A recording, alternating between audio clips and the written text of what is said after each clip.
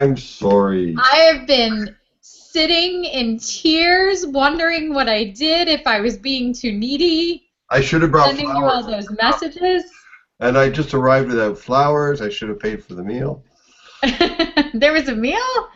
Oh man, I'm really missing out What now. for the supper? What am I saying? What's going on? You're having computer trouble? Really? That's the best you could come up with? You're Uh, not connecting on chats because of computer trouble? Who do you that's think what you it was. are? I had a problem with my router. I had a problem with my internet connection, and I don't know what it was. I wasn't getting online. No, it's okay. It's making me feel better because I've been using that excuse with you guys for like 2 weeks. Yeah, no, that's what was. I actually was a few minutes late anyway, but then I'm going like, damn, damn, damn, damn, what's going on? Why can't All right. Well, are you ready for your level 9? I think so. I guess we'll find out, eh? All right. So you're going to go up and screen share and pick whatever you're using to show the photos. Right, and what I have to do is I'm going to pull up the thing that I had, so you can still see me, right? Because I've just pulled up a different window here. Mm-hmm. I have to actually open it up. I got so excited about the fact that I was online that I forgot to open up the window with my photos in it, so it's going to take me a second here. Performance issues, 3 out of 10 men. Don't worry about it. So much for my karma points. Pressure, pressure. Oops, okay. There we go. So it's the same thing as level 4, except for I have higher expectations, and I'm being more harsh on the judging. So you'll get a scale of 1 to 3.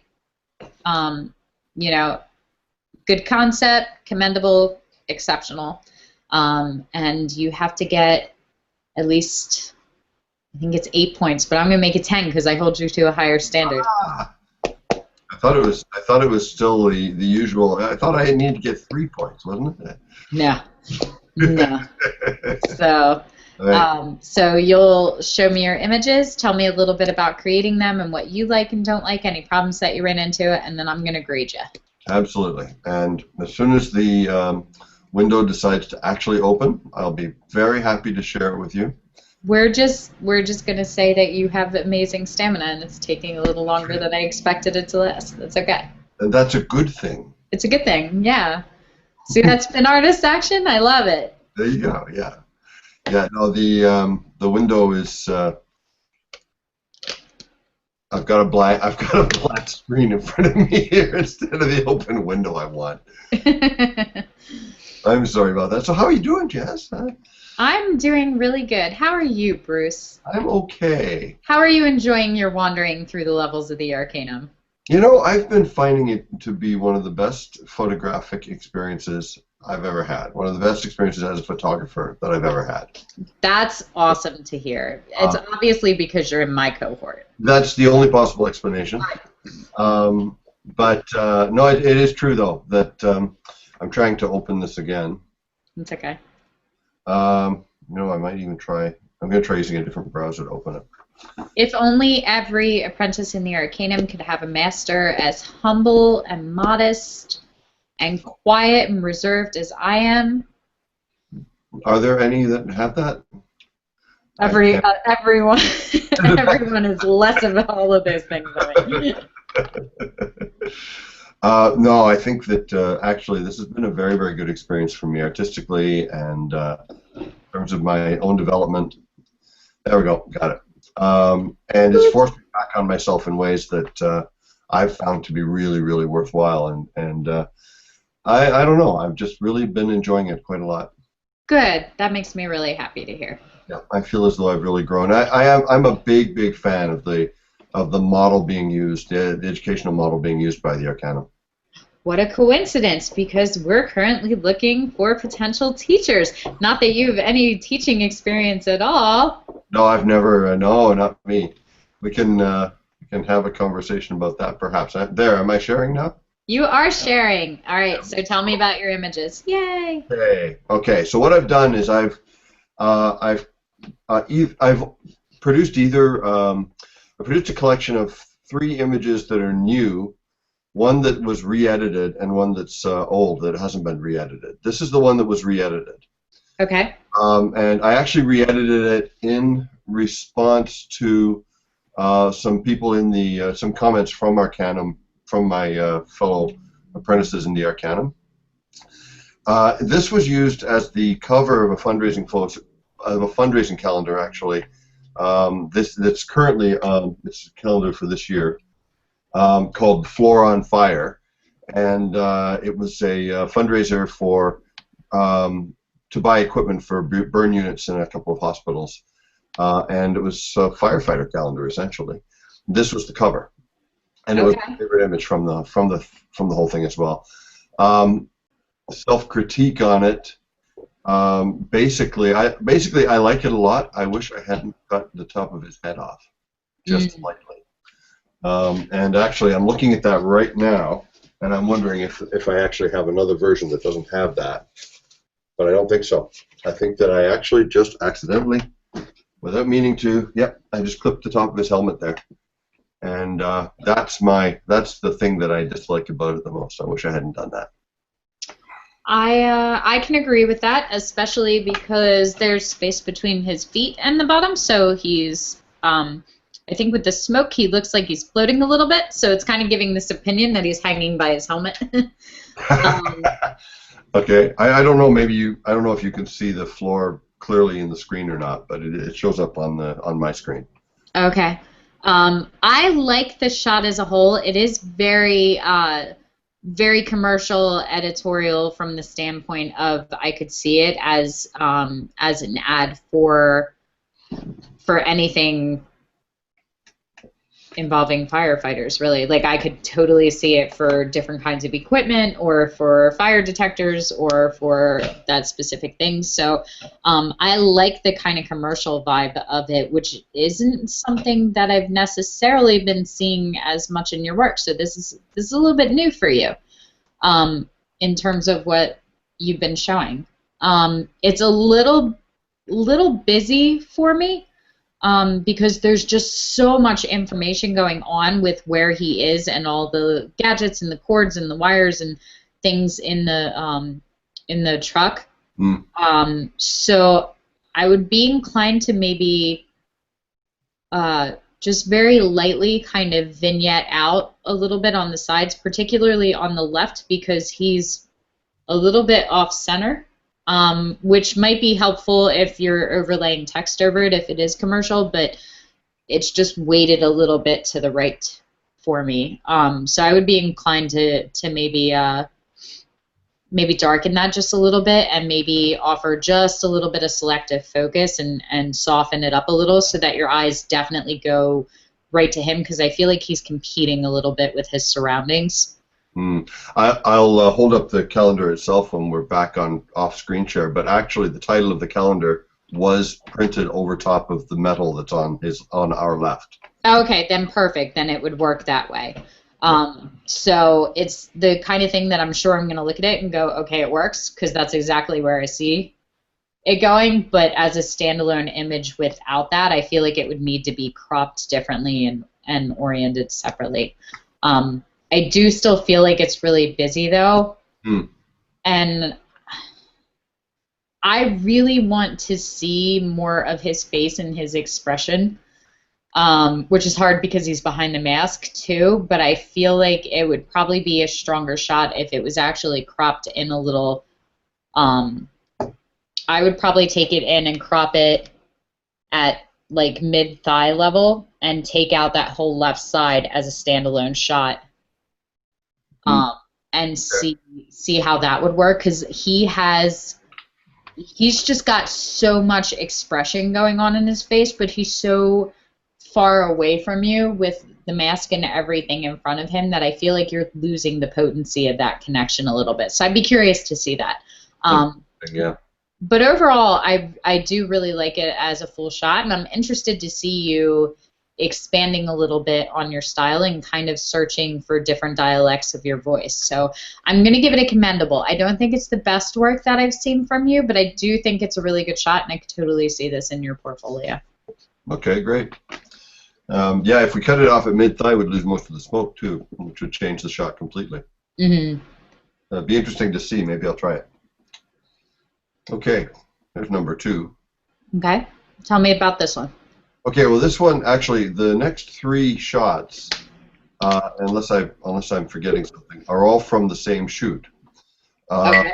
and what I did was these two girls. They're both former students of mine actually, which is where I often get my models from.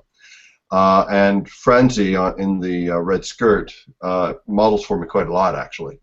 Okay. Um, and so we went out very, very early in the morning. We went out to a small town at about, I think this was about 6 in the morning, or even 6:15 in the morning in the summer.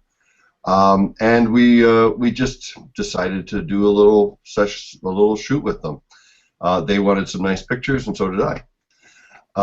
So we went out, and for this shot, we were starting out on Main Street, and this is Main Street of this town. That's the only traffic light in the town there behind them. And I thought that I just loved the colors actually, and I actually liked the scene with all of the traffic lights above their heads and the yellow line coming up the middle. And so I got them way down the street, and we did several shots where they were walking towards me. And at this point, I just told them to start dancing, and Sarah on the left with holding the hat is very, very shy, and she started to giggle, and she couldn't bring herself to do it. And Francie just started to strut. Yeah. And it was a moment when I really felt like I had captured their personalities really nicely. It turns out this is also their favorite their favorite photo from the shoot, for each of them. Nice. So I actually think that maybe I did capture something. Actually, I had second thoughts about including this shot because I know that one of the things you've typically said about things I've shown you is that they're too busy, and there's all that stuff in the background over their heads and so on. But in this case, I actually really think it works, and that's why I included it, despite the risk that you were going to go after it. Well, I'm glad that you're a risk taker, but the problem with risk takers is that they have to suffer the consequences of their choices. So, I'm just teasing. I agree with you. I do think it works in this one. And this may be my screen and the fact that I'm screen sharing a screen share of a screen share kind of thing. But there's a very prominent like white banding around yellow, which may have to do with you playing with the saturation levels or some of the retouching that you were doing. So around some of the street lights, particularly the one that's directly above their head and the one to the left, there's like a white line around them that's making it glow and making it look like it's almost imposed in and composited poorly. That is bugging the crap out of me. It's one of the first things I noticed. So I don't know what you did, but go fix it because that's really bothering me. Yeah. I don't think that the car is adding to this shot. It's distracting for me because it's such a big visual mass in the image that I feel like it's competing with them. So I would have probably cloned that out or cropped it out. But I think if you cropped it, it would throw the balance of the shot off. So you'd probably have to go in and clone it out and retouch it. I do agree with you that you absolutely got both of their personalities, which I love.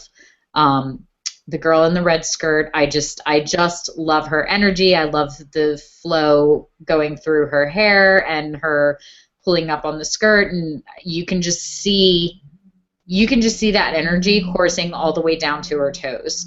And the other girl is a little bit shy and very giggly, but still having a good time, and I like that about her.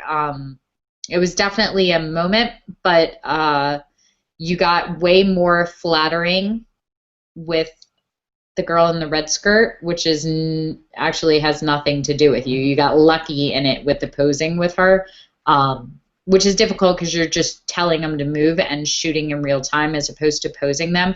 But I would really like to see the second girl's arms pulled away from her body because you're adding a lot of width to her midsection, which isn't it's not being aided at all by the clothing choice. Like her shirt's really loose fitting, so you just have no curve to her body whatsoever. Her midsection looks really, really wide, and just pulling those arms apart and putting a little space would have made a world of difference there. Her toes are bothering me just a little because they're like the perspective, they're like on top of each other into one big foot, so having a little bit of separation there would have made a lot of difference too, but I don't think that the posing cues that I'm picking up on detract enough from the shot to ruin the shot from me, because it is very in the moment and captured, and the energy that both of them are giving, I think, overpowers all of that. So I'm going to give this one a commendable and a high commendable. So 2 points. I still don't necessarily think it's the best work we've seen from you, but it would definitely make your portfolio for me, and it's right on the cusp for me. It's a very high too. Okay. Yeah, the banding around the yellow there. It's funny. I noticed that a couple of days ago, and I forgot to fix it. So that's my fault. Well, it's always my fault, but that in particular. Okay. Cool. Thank you. Moving along, if I'm able. Mm-hmm. There we go. Obviously the same shoot, because this is Francie again, and this was actually in exactly the same spot, about 10 minutes earlier, facing the other direction. The sun is coming up behind her. Mm. And so I did not use artificial. I didn't use a flash on her. The lighting is created by natural light and by the reflecting of it. What she did have on her was a large reflector. I was using a 46-inch white reflector that was being held by Sarah and pointed at her at this point. And so the light is coming primarily from the reflector. Okay. Now, did you play and dodge and burn a little bit to bring a little bit more light onto her front as well? No, I lifted the shadows a tiny bit, and that's it. Okay. So I love this shot. I love the emotion of it. I love the backlighting. I'm a big fan of backlighting too, because I think it can create such moody, dramatic images, even though it's natural light and we tend to think studio light for that effect. The light's just a little bit uneven on her, which is why I was asking about the dodge and burning. It's looking very uneven to her right leg as opposed to her left. I'd like to see that lightened up a little bit more to even it out, because you have this like streak going up along the left side of her body, and even a little bit on the pavement right next to her leg, which is just the way the highlight was hitting it. But it looks like, you ever see the people that they're not paying attention when they're dodging and burning and they overstep the edging? That's what it's reminding me of. So I would actually go in and just very, very carefully and very lightly darken that in to just even it up just a little bit. And I think the reason that it's showing to me is that the light actually almost follows the line of her leg and only on her right side. Yeah, it's probably. Do you see that? I do see that, and on her right, yeah. And what I think is happening is that the reflector is just bouncing onto her funny there. This was one of those cases where I was deliberately trying not to over-process it, because I thought it was pretty good where it stood, and so I backed down from doing a lot of processing I might otherwise have done. So you're pointing to something maybe I should have done. Yeah, and I totally understand, because this is a beautiful photo and it looks beautiful from the out of camera perspective. It doesn't need a lot of retouching. But I love the body language with her toes and her holding her shoes and sort of balance beaming on the line, and that she's completely ignoring you visually, but she's still giving a lot of energy and presence to the shot. So this one's trumping the other one for me as far as an art shot. So I'm gonna give this one an exceptional for you. This would definitely make your portfolio for me. I don't even know what your advertising or what the editorial it is. It could be for clothes, it could be for shoes. I could see it for an ad campaign for some kind of PSA. But there's something about the shot, whatever it is, you got it in this image. Oh, thank you. Cool. This was this was me trying to apply some of the things I've been learning over there the last time in the Arcanum. So that's very cool. This was done in August, I believe. Yeah, end of August. Great. All right. Moving on. Yeah. One more of Francie. This one is again from the same shoot.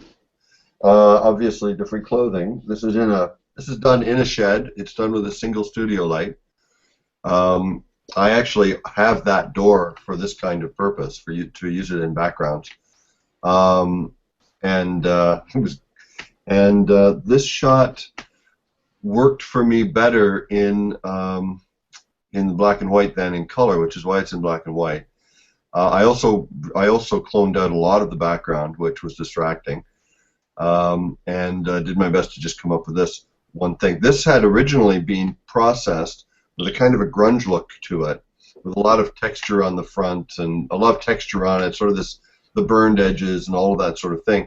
And actually, Guillermo in our group convinced me that it was good enough that it stood without it, and that I was really just detracting from the shot itself. So I removed the snazzy Nick software grunge look and just restored it this way. In terms of a little self-critique, I'm noticing, and I'm hoping that it's only in the version that's on the screen now and not something else, but I'm noticing just for the first time a shiny line just on the bottom of her skirt and the top of her dress. And had I noticed that earlier, it would have been dealt with. I'm noticing it for the first time now, and hoping it's just this screen share or something, but it might not be. So I'll be looking back and fixing that later. Okay. I actually didn't notice that until you said it, but now I see it. Yeah. So bravo, you just got rid of your exemplary. No, part of the reason that I do this and that I have you guys sort of self-critique first and look is because I think it's really important that you start to see, because anybody can look at critique and get good feedback and go, oh yeah, but it doesn't really help you after the fact. If it's a retouching thing, that's a little different, but when there are problems with the shot in shot, the goal is that if you guys are self-critiquing, then you catch it next time before you even fire the shutter, so you don't have to worry about fixing anything. Absolutely right. Yeah.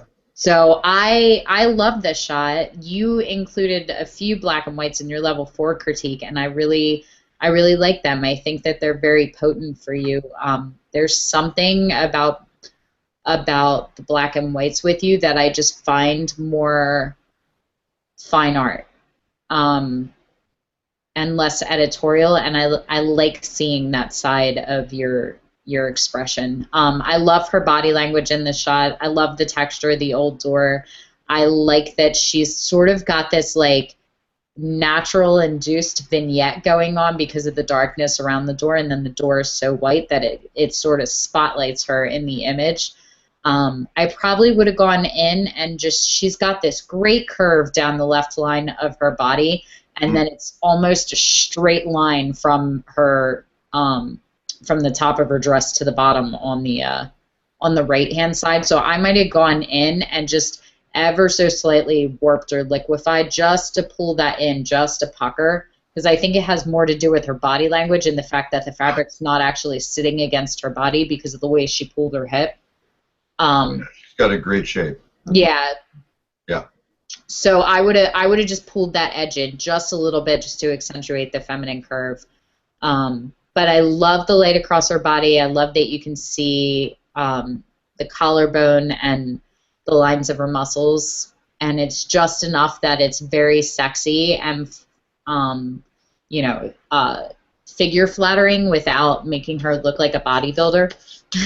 Yeah. Because I can't. And this is totally personal preference, but because all I do is shoot women, like muscles translate to men. I like seeing muscular and strength in men. Women are about curves and subtlety. So, like, I could never shoot like female bodybuilders because I wouldn't be able to do them justice. Because when I think sensuality, I think very light curves, but I like seeing the tonality and just enough to say, you know, she's got a great figure and she's got a great body and she obviously takes care of it. And I think that you did that really, really well here with the shadows and the light on her figure. So I'm seeing a little bit of banding and pixel distortion, but I'm not going to grade you on that because I'm not sure that that's not just the screen share and back and forth through the interwebs. Wearing a top that looks like it's pixelated in real life. Yeah.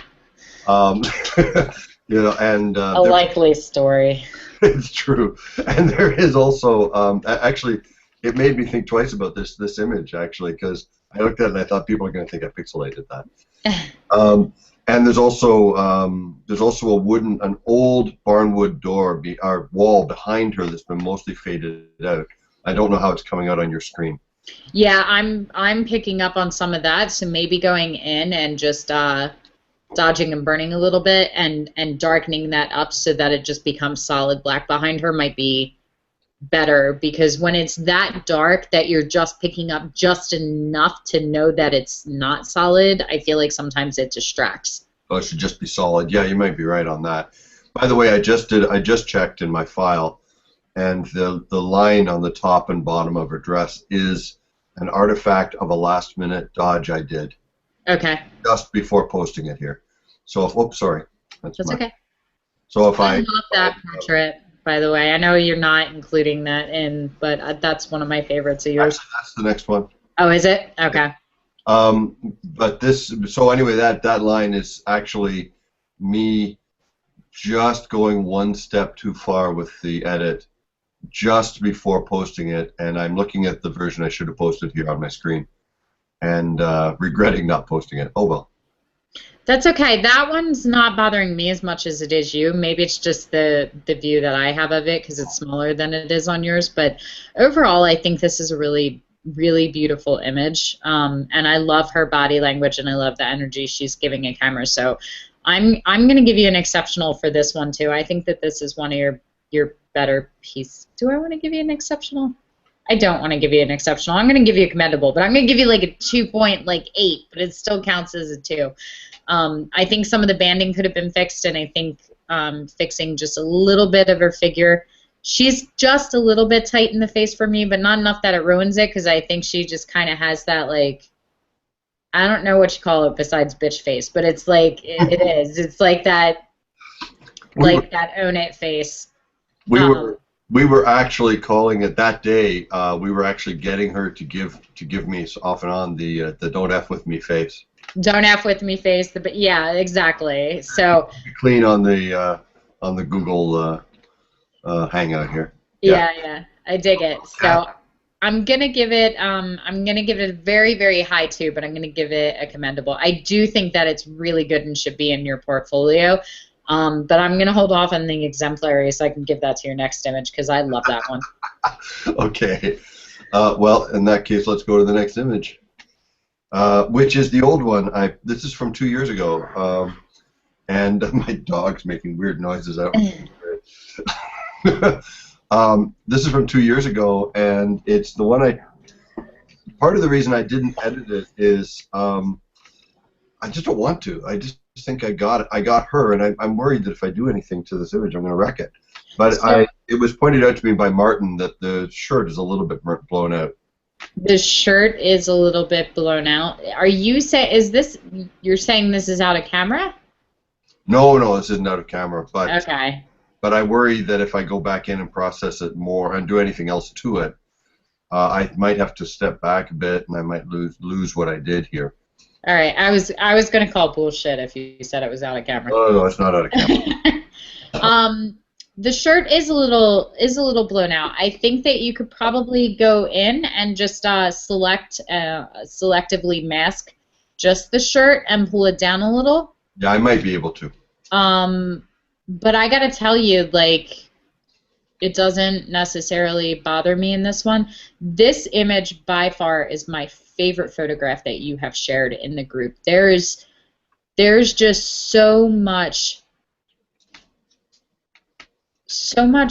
potency and an emotional connection to this shot with her. And I think that some of this is photographing people that have been alive a long time. There's something about, you know, their life stories, they just wear them on their faces. And I love that, and it's so different. And maybe part of the reason that it speaks to me is that I spend a lot of time doing really beautiful portraits of mostly young women where they want to look flawless and they want their skin to be smooth, and we're always retouching them to look, you know, perfect.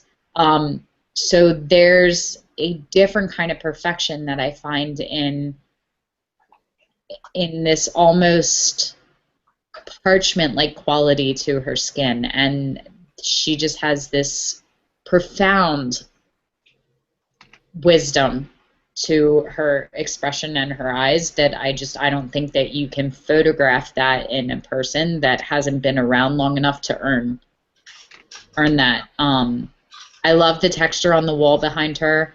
I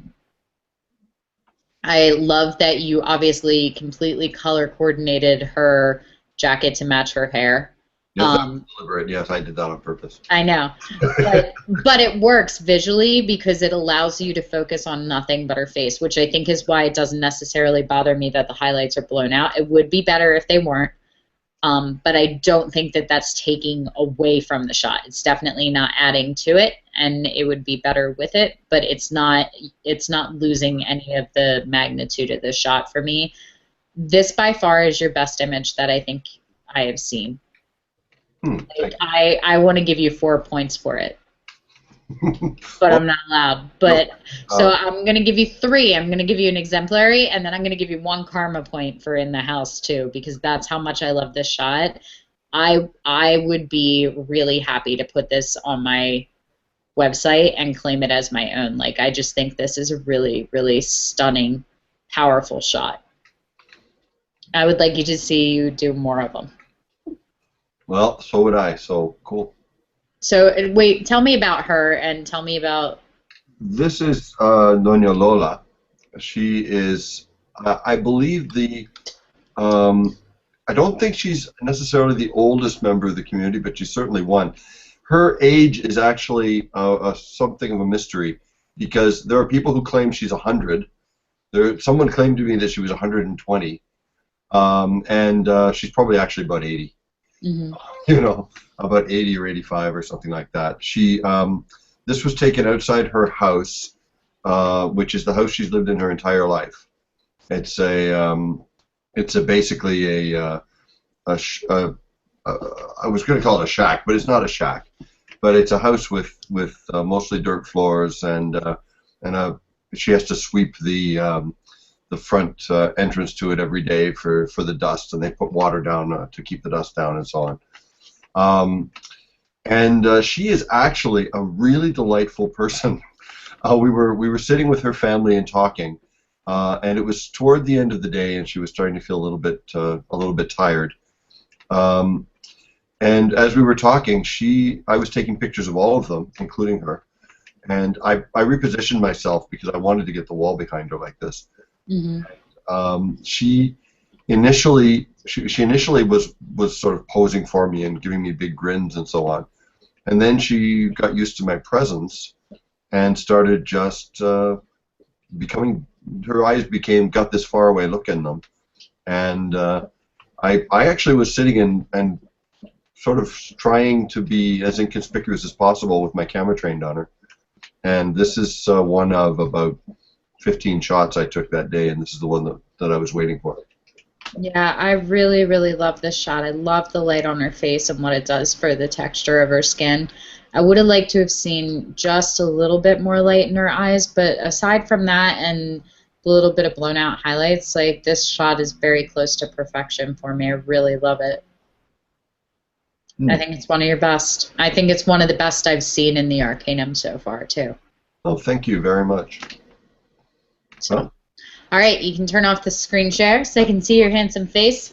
Oh, I shall, if I can. Oh, well, I'm seeing something. There we go. There we go. Am I back? Yes. All right, so you have passed your level 9 critique, which means you are moving on to Sphere 1. How do you feel? I'm happy about that. I actually was wondering just when that would happen. No, I actually I'm quite pleased. I'm looking forward to being able to get into more depth and get out of the kind of thing that we're doing. And because the way you've described Sphere 1 has been very appealing to me, and it actually pushed The me head, to keep going. the headmasters yelled at me and told me to remember that I was originally recruited to be like a higher sphere, like Sphere 3, Sphere 4 master, and that's what I'm supposed to be doing on those spheres, so I'm overachieving a little bit. Oh, But I'm expecting you guys to all overachieve too. So they have agreed to allow it as an experiment. And we'll see how it works. I'm very excited about it though. well, that Um, works for me. so, um, so I want you to know that from your level 4 to your level 9 critique, I'm seeing amazing amounts of growth with the images that you're sharing. I think that you found your voice a lot more photographically, and I feel like you were relying a little bit on your retouching earlier. So I'm seeing a lot more natural, Hmm. intuitive kind of talent in camera, which I'm really excited about because I know that you already have a handle on the retouching. So I feel like now you can use that to accentuate. Kat, this is not your critique. My dog is lying at my feet and I can't move my chair. I love it.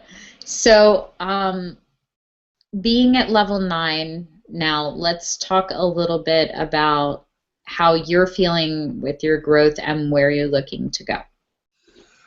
Well, I think you're right about I've made some really self-conscious decisions about how to handle my photography over the last while, and I actually the stuff that I showed you today represents one of the two directions I'm trying to go in, but the other one is actually I'm not ready to show it yet. It's something that's going to take a year or two, I think, to develop, and so I'm going to continue working on it while showing it when I can.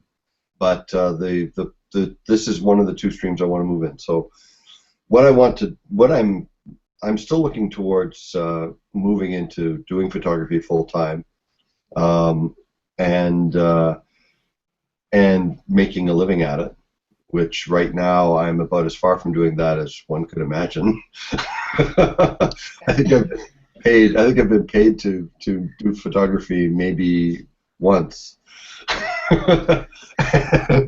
And, Well, obviously, with this big secret direction that you're not ready to show for another year or two, I can help you compositing direction. market that.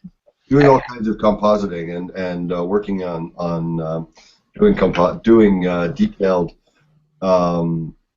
artistic and artistic composites and also composites that are fantasy type of things. Okay. And I'm working on those. There are a couple of them that there's one of them I showed in my last critique. Mm-hmm. Working on that kind of thing, but I tried some things that were very ambitious recently, and I'm having some difficulty with them. Still working, but if I had waited till I got that stuff straight, I'd be sitting at level 8 until February or March. Okay. Well, we have level 14 and level 19 critiques to do as well. So we have more. So keep working towards it. Yes.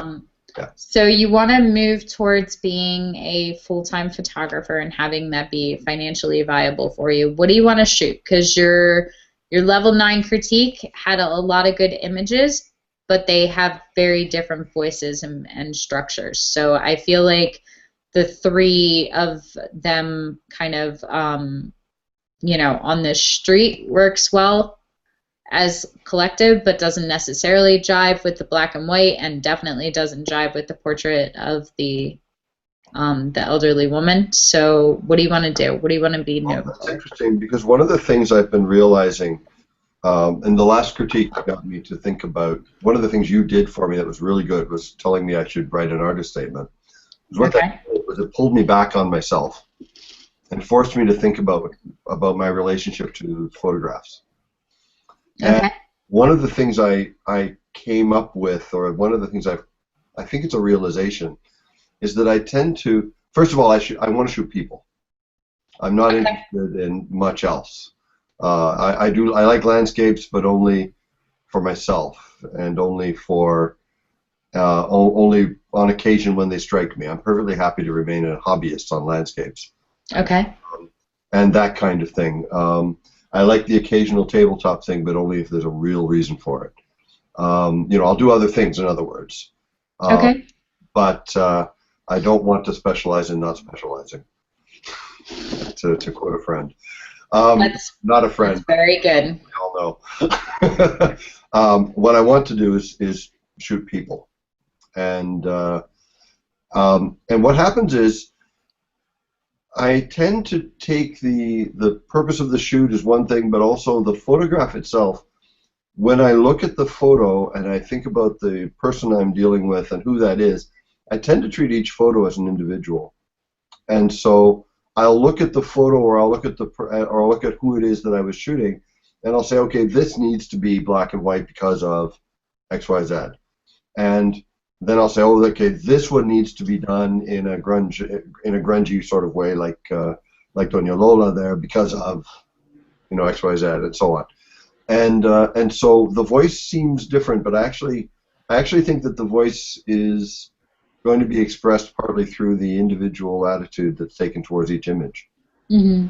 And I actually pulled out these images to show that a little bit, to show a different approach to each one, where I think I see a unified voice in the way I'm interacting with the subjects, rather than in the actual way I do treatment, for example. I'm not going to do the same treatment in each image, because that's not the way it works for me. But that said, I get entirely that if I'm going to be commercial at all, I'm going to have some kind of a predictable look and feel of some kind. It's not necessarily about being predictable. I think that you should always be expanding and growing your art and testing new theories, but the goal is that what you want people to be able to sit down to a collection of 100 images and be able to pick out the 5 that are yours if your name isn't on them. Right. But I'm totally okay with the fact that you're exploring and finding your voice. And I think that if you rewatched your level 4 critique as opposed to your level 9 critique, that we are seeing a lot more consistency. It's not perfect yet. It's still a second language for you, but you're definitely getting to the point that you're speaking it fluently. Mm. So I feel like before we had a couple of the catch phrases, and now we're at like 12th grade French.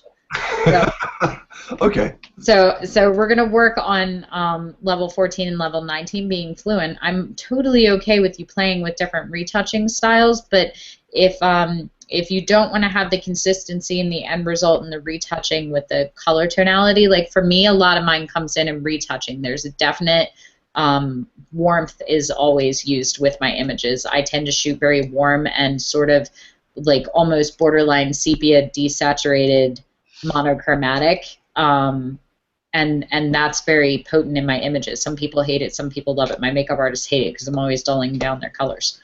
So, but I see that a lot. So if you want to play with a lot of different retouching, that's fine. There has to be a very strong consistency in the way that you're shooting then. Retouching is just so emotional for me. I have weepy eyes.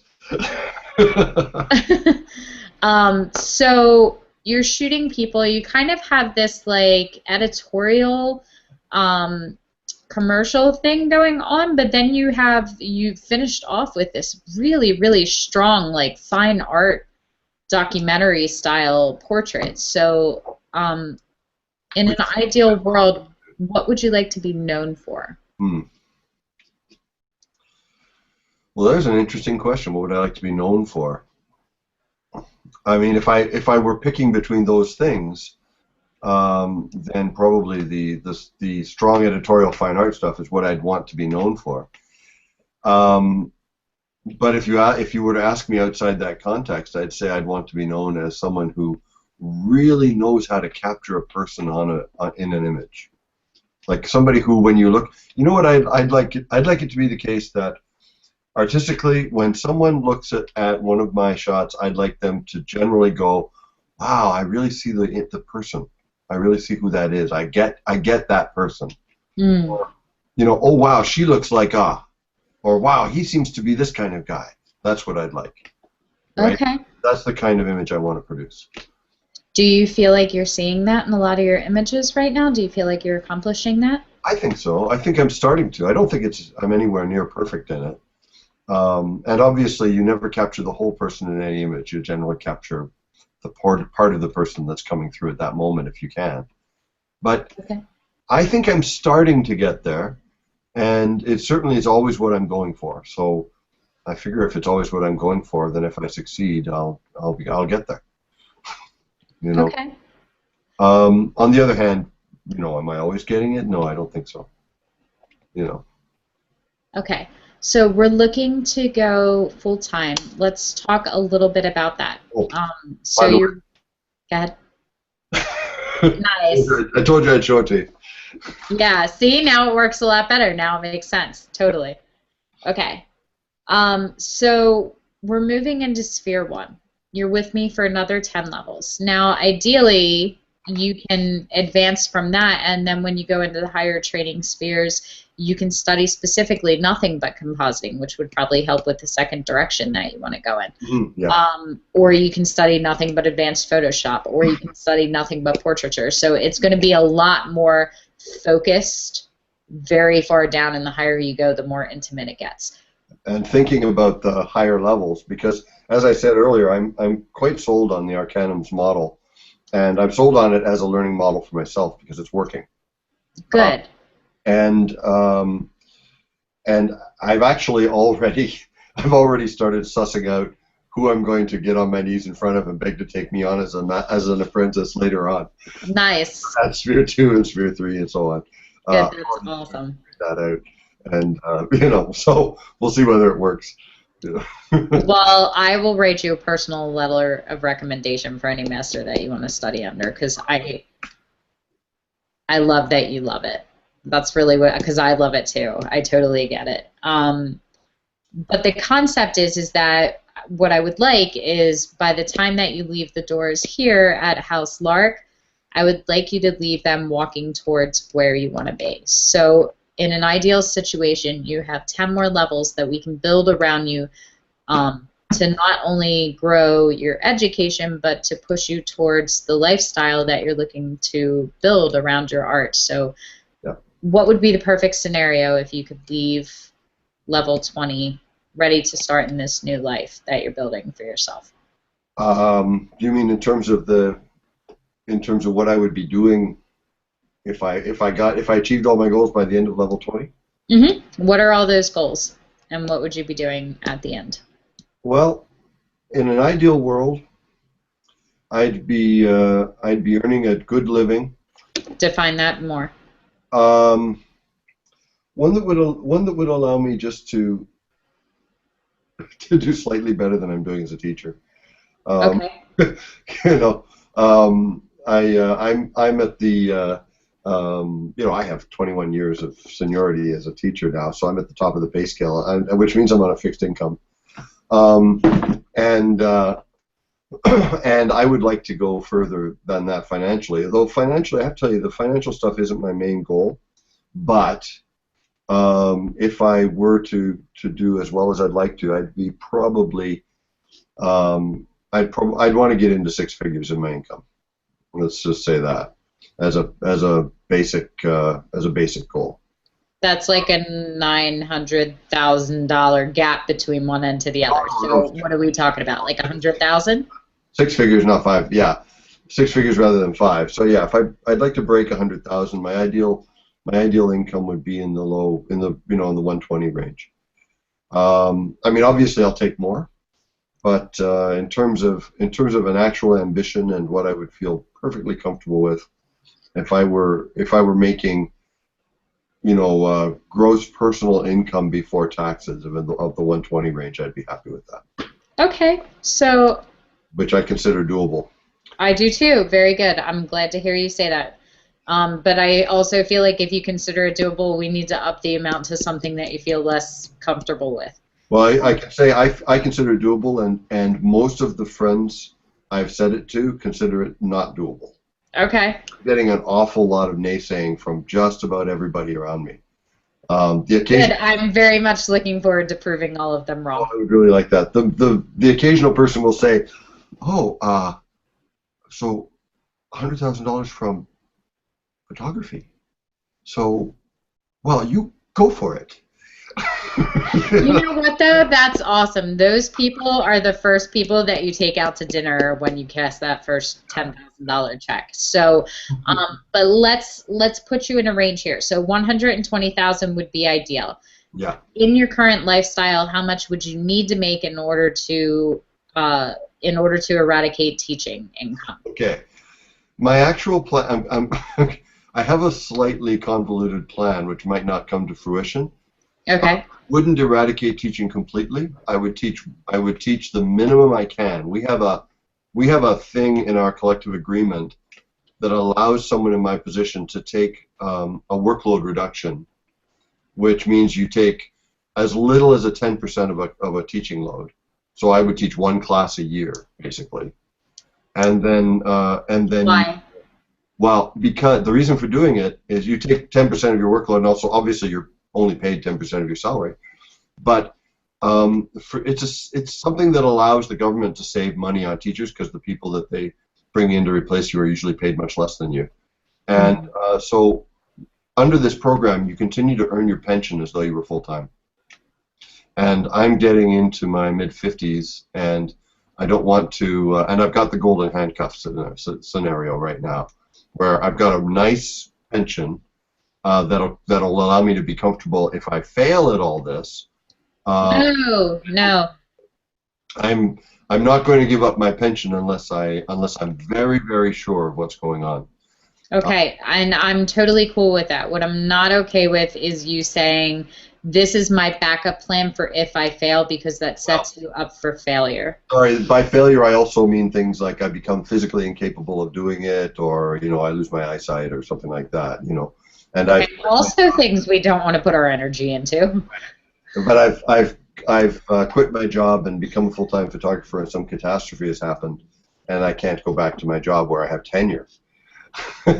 So I'll be frank with you. I would give up teaching completely 100% and quit if I get myself to a position where I think that I can do it and not have to be concerned for when I'm 90. Okay. So if I do that, and I have no other investments than my teacher's pension. Okay. So I have to be careful. Let's just assume that tomorrow you were going to quit teaching and you were going to do photography full time. How much money would you have to make to equal the same amount of money that you're making right now as a teacher? What do you need to survive? To survive, I mean, monthly. Not to give too much of a, not to be too self-revelatory in my current income, but I was raised to think it was impolite to talk about how much you make. But right now, my gross income every 2 weeks is around $2,500. Okay, so you're making about $5,000 a month, give or take, between 5 and 6, yeah. Okay. So we're saying at minimum you have to be bringing home $5,000 a month in order to offset the amount of time that you're putting into teaching. Yeah. I'd say 6 at minimum. Because I'm closer to 6 than 5. And is that what you're bringing home though, or is that your gross? That's my gross is what I'm talking about. Okay. Yeah, my net is in the 1,600 range. Okay. Every 2 weeks. Over the year. Okay. Yeah, teacher salary, I always laugh when you say, I make $3,000 on a shoot, and I'm going, yeah, I'd like to do that. I make that in 2 weeks net. But it's all relative because of the way my studio sessions are set up, because I only work 3 to 4 days a month in the studio, and so I'll spend 3 to 4 days editing. So really, I'm probably making comparable, maybe just slightly above, but I really like what I do. So, it's the trade-off, and it's not that I'm doing anything special. It's just the way that I structured it. So so let's talk about that a little bit. Ideally, in the perfect scenario, how many times would you be shooting? And It would depend on the type of shooting I was doing. If I'm working for composites, I'd only be able to do one a week probably because of the time it takes to do a good composite. If I'm working for, at least the time it takes right now I'm still at the point of my learning curve where I'll take 40 hours to do a composite. You know, now I won't be there once I start offering that, you know, but even so. But if I'm doing straight studio work or straight work of the type we saw there, then we're talking, you know, I'd be quite happy if I were doing it full time to do a couple of shoots a week, but I wouldn't want to do more because I'd want to be able to put the time into doing it up properly. So 2 sessions a week, 4 sessions a week? Two would be fine. Okay. And if I did 2 a week, then I'd be in a position to have a life and also do all the editing. Because I tend to take my time with every individual image that I'm serious about. You know, so I don't do batch processing very well. Okay. And if you were doing the composites, 1 session a week? Composites, we'd be talking about 1 a week, and possibly less. But I'm assuming that if I were doing, because I have an idea of the composites as being something that would bring in considerably more because of the time commitment and because of the artistry that's involved in them. Not necessarily. Well, that's the problem, right? Because the other question is whether they would actually be received that way. Yeah, because the part of the issue is, and I see photographers do this, and nothing makes me want to bitch slap somebody in my industry more than when I see them get on their soapbox and put up a status or a meme that's like, it's like thousands of dollars in my camera equipment, and I put in 36 hours in editing time, and blah, blah, blah, and this is why you should value me, because none of that matters to your client, period, at all. Yeah. So really, the price that you are charging is controlled by the value to your client, not to the time investment that you're putting in. Yeah, things are worth what people are willing to pay for them. Yeah, so, and people are willing to pay for what they value. So they don't necessarily value the fact that you're putting 40 hours behind the scenes into editing. They value the final output. So it's really just a comparison thing between whether or not they can look at one of your composites as opposed to one of your portraits and go, absolutely, this is worth X amount of dollars more to me to have myself in this image as opposed to that one. But right. I also think that your style of composites with the image that you showed from your level 4 critique, I see a lot of potential for more commercial work where you would probably be having companies hire you as opposed to like portrait clients. And I have certainly had those very thoughts. Yeah. Yeah. So where do you want to focus? I want to if I have to focus on only one thing, it's on portraiture. Okay. I'll work with clients.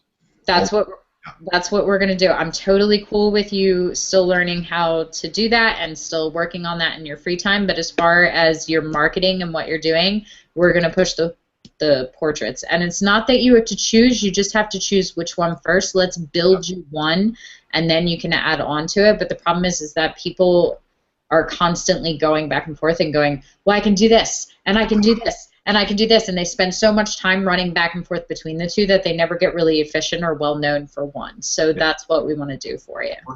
The 3 things that have always been the main motivators until I got into the compositing were portraiture, fine art portraiture, and I've always had this side interest in fashion work, but it's an interest that comes out of the fact that I love photographing people.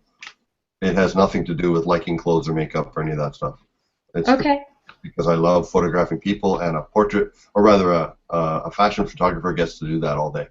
Okay, so let's talk about your portrait sessions, and assuming that we're focusing on that, what are you delivering to your clients? What are they getting with a session from you? I don't know. Okay. Okay, good to know. Yeah, I've never. I'll tell you that the portrait sessions I've done, all of them, have been me saying to someone, hey, you'd be great, let's come and do a portrait session. And only on 1 or 2 occasions has somebody said, and what about me? Right? It's almost always been at my instigation. And it's almost, and it's always been, sort of, and because it's that kind of thing, right? Time So for print. I have a notion of how to approach a shoot with a client where I'm actually being hired, but I've actually not done that yet. Okay. Right? Well, let's Me, leave. it's like Let's a mystery. let's leave the money and the selling out of it. Just from the artist perspective, you're creating this beautiful artwork for someone. How do you want that displayed? What do you want them to have? Preferably prints rather than strictly electronic files. Okay. No problem with displaying things electronically, but you can see behind me, I print my stuff myself. I don't like to leave it on the screen. Okay. And as a result, I want to see things. I want to sell prints. What kind of prints? Are we talking wall prints? Are we talking 8x10s? Are we talking box sets? Yes. Okay. Sure, all of that. Sure. I don't have a clear notion of you. I was listening to your conversation in the Hangout the other day, where I watched it after the fact, where you talked about these box sets, and I was thinking, oh, that's cool. I could get into selling those. But on the other hand, I have a friend who does artisanal albums, or she does artisanal bookbinding. Nice. Hand-bound leather rebinding of books. I need her contact info. We'll talk about that later. Metaphor. I don't have it right handy, but I can certainly acquire it. Yeah. And she and I have talked. Well, she actually raised it with me. The idea of having an album where she would take an 8x10 or a 5x7 or whatever it was, and create an album herself, a leather-bound album by hand, and the images would be placed by hand into the album by her. Nice. So that ultimately what you would have would be a very, very high-end, handcrafted leather photo album. She was proposing it for weddings. I have pretty much zero ambition to do weddings. I felt the pressure to try to get into them, but I don't really have any inclination towards doing it. Good. Don't do it. I will kick you out of. I will now kick you out of the house if I see you doing weddings. Well, I actually could be tempted to do one if it was the right person, partly because I am a little curious and I do enjoy doing events. I have enjoyed doing events, but I don't want to be a wedding photographer. Then don't do weddings. Yeah, so there you go. But it's people. It's a chance to photograph people. No, you've said at least twice, and that's one of the most important days of their life. So I feel like that's really, really disrespectful to the sanctity of what it is when people get into it without a love for it. And I'm not kidding. I will fire you. I have no inclination to do weddings anyway, and I have turned them down a few times. Good. And I'm taking a hard stance on it, but obviously if it's someone that you love and you want to go do it for the sake of them, that's one thing. But the other problem is that the more time that you spend focusing on things that you don't want to do, the less time that you have to focus on the things that you do want to make your main thing. So a lot of people are a little bit backwards in that. So there's no reason for you to go be over there if that isn't where you want to be, because it's just more distance you have to cover to get back to where you're trying to go. Exactly. And the other thing is that I don't have to do photography to live. Mm-hmm. That up to now has actually been an impediment to some extent, but it's nevertheless true that I don't have to do it to live, which means that I can choose not to do certain things if I don't want to. Good. Which puts you at a distinct advantage, which makes me all the more inclined to kick you out if I see you doing something that you already said you don't like doing. Right. So, okay, so I see the issue of us having to figure out what kind of prints or collections you're going to offer. That's definitely something we're going to work on in Sphere 1. What about marketing materials and pricing and business? Are we looking at any of that right now, or not quite? Somebody recently asked me how much I charge for something, and my first response was, I don't know. You know, and they said, how much do you charge for a print? And I actually have a good printer that I use for myself and for others. I give people gifts of prints and so on. And I mean, I have a, low-end professional photo printer. When I say low-end, I mean it cost me $1,300. Okay. And I'm trying to learn a little bit about printing correctly. It's just one of those things. So I actually looked at somebody recently, and they said, how much do you charge for a print? And I kind of remember having this moment of going, I have no idea. Well, I saw somebody charging $25. The other day online, I saw somebody was charging $25 for an 8x10, so I looked at the person and went, $35. He looked at me and went, I can't afford that. How much for an electronic one? And then, and so we had this whole discussion. But anyway, that's, and here's my dog. Here's Pokey. Give me a Pokey. Come here. No, you don't want to? All right, fine. He's camera shy. Yeah, she's a good girl. Anyway, so I honestly have no idea, Jessica. I don't know how to price things. I know in theory what people charge, but I don't know what I charge. You never ever gauge your prices based off of what everybody else is charging. That's like building your training program to go run a 5K with all the other people that are in the race when you have people that have ran the last 5 and people that just got up off their couch. Like, everybody is at their own thing. So I'm a big believer that you can charge whatever you want as long as you have the value to follow behind it. Because here where I am, the average boudoir session goes for about $250 and a disc of images. So I am literally about 10 times the rate that is normal around here. And I do have plenty of people that are like, wait, you said how many zeros behind that too? Because it's like a whole nother zero back there than what they're used to. But I do think that as you start to build your reputation and you start to set yourself apart in the quality of what's being created, that people just assume that they're paying a premium. And eventually, as you start building it, like when people go to my other clients and go, you had a session with her, they're telling them how much they're paying, so they're coming in kind of pre-qualified now. So I don't have too many people that reach out and don't expect to drop 4 figures at least. Yeah. But it took me a while to get there. Like I told you, like my first session, I did the same thing. Like my first session was with Remy, who is now one of my makeup artists in the studio. And she called me and was like, I want to do like some World War II Varga Girl style prints.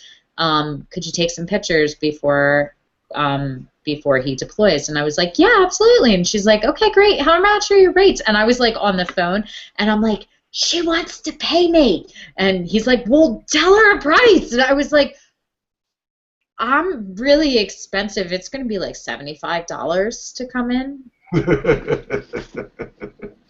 And she was like, okay, and I hung up the phone, and I was like, she's going to pay me $75 to take pictures of her. Like, I was so excited. Were those the purple pictures you showed us? Yeah, those were the really, really bad ones.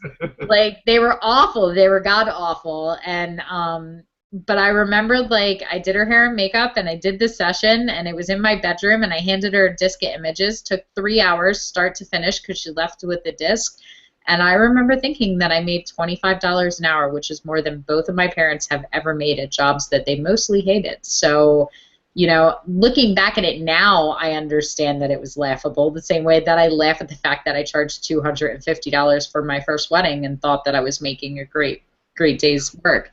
But it's all comparative. Like, we look in the industry and we start seeing that, but still, compared to most people I know are miserable and are working for $10 to $13 an hour. So I was doing good when I first started, and I never lost sight of that. Like, I never lost the importance of that lesson. I offer a totally different business model now because I killed myself the first year because I was working all the time at $250, and even though it was a slower uptake on the retouching, and I was returning the images faster, I was still killing myself with young children. And I didn't want to do that. That's why my business model changed. So for you, I'm hearing that you want to make $120,000 annually, which is about $10,000 a month, but you only want to do 2 sessions a week, which comes out to about 8 sessions a month. give or take. We won't go any higher than 10 at the tops, which means you're working like once every 3 to 5 days. Well, I'm doing the shoot every 3 to 5 days. I'm assuming that I'd be working between those at the editing and the other things I'd be doing for the business. Right, obviously, but we'll be in the studio shooting and with clients at least every 3 days. So you're looking at having to make probably $1,000 to $1,500 a session, which is totally doable. But you have to find a way to translate the value of that to the client so that they see it as worthy of investing, especially when they're separating you from the other photographers that are charging significantly less. 250 or 300, yeah. Yeah, is that about what you're seeing for your competition around you? I'm seeing a range in the city of between 253 to about 5.6. Okay. Which is the rate that's being advertised anyway. A lot of I have a suspicion that some of the ones that aren't saying what their rates are up front are charging more. Mm-hmm. And I also suspect that the ones that are saying it's you expect $500 are also then saying, oh, and you're going to have to also buy these prints, or and there's also this and that and the other thing. They're upselling, I think. Okay. But what I'm seeing is, I've actually seen some people advertising $100 a session, that kind of thing, in my area. Yeah, so you're going to be high-end in your area, just like I am, which I think is totally doable. We just have to find a way to translate the value.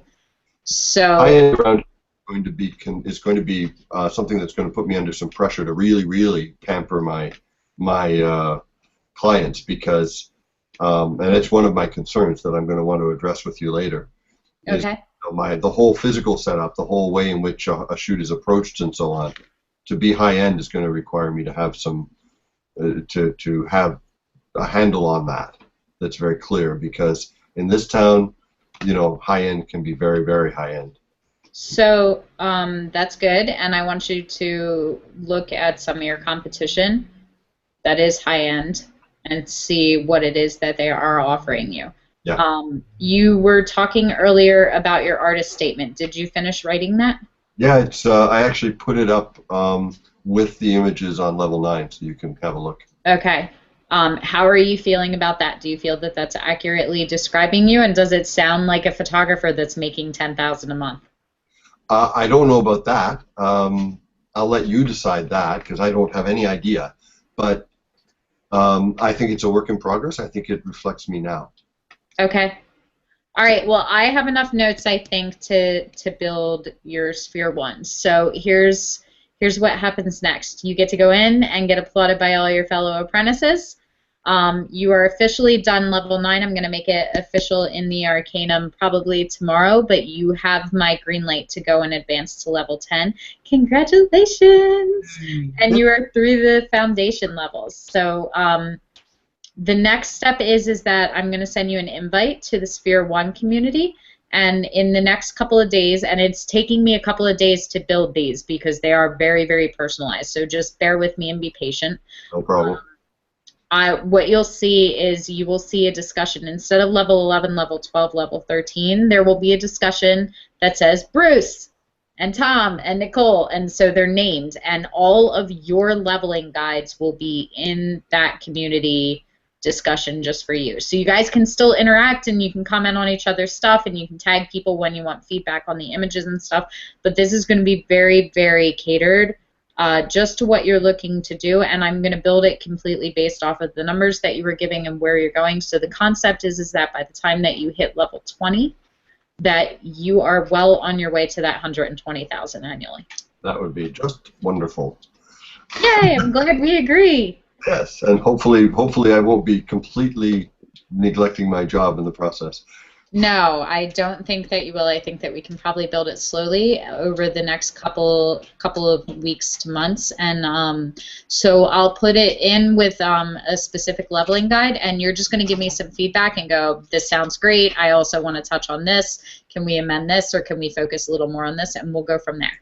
Yeah, and we'll talk about some details about about the process of leaving my job that I'll have to talk about with you, and I'll talk about it with you in private, because pulling things down the way I described might not be a 6-month process. Okay. Well, I'm going to set aside some time next week to do a couple more critiques and also make myself available for some one-on-one with you guys. So we'll set up a time to do that personally. Excellent. Okay? Well, thanks very much, Jess. Congratulations, Bruce. Welcome to Sphere 1. Thank you. Bye. Yeah.